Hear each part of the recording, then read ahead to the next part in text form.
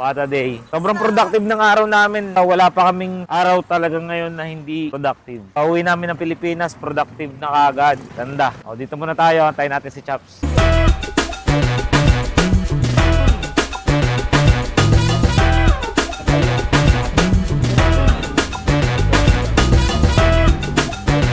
Taktahanan natin ngayon, Nakita natin si Chaps at tayo yung uuwi na. Keep moving forward, let's go!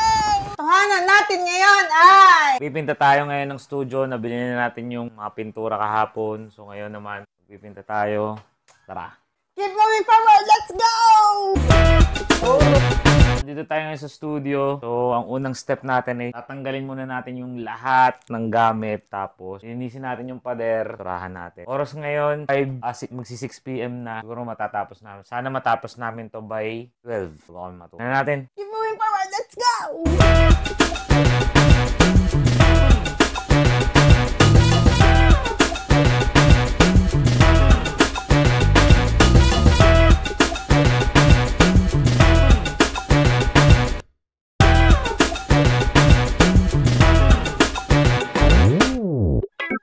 Hindi mo lang nakaupo din. Okay.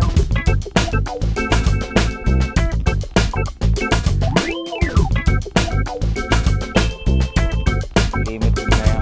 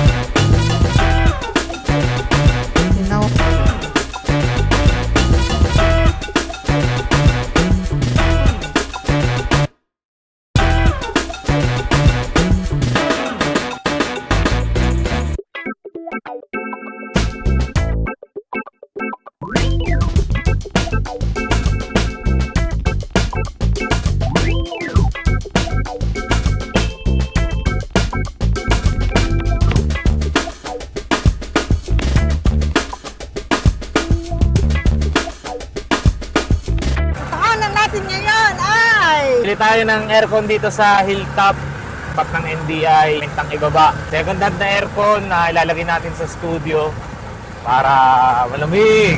Let's go! Keep moving forward, let's go!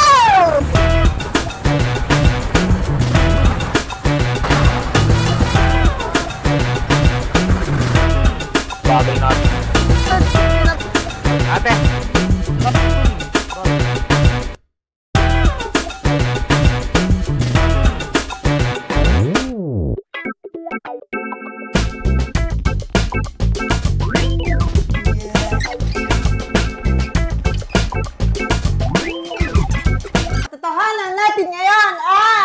Nasa 50% na tayo ng ating studio project. Tumulong na rin ang inay sa pagpipinta. Ay, inay! Ay mo na!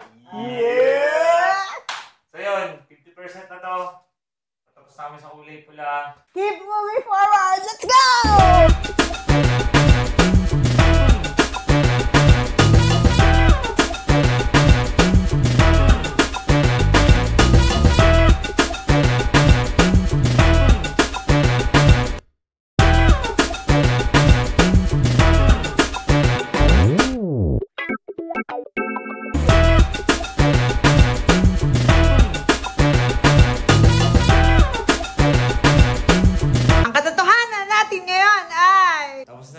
Pintahan yung studio.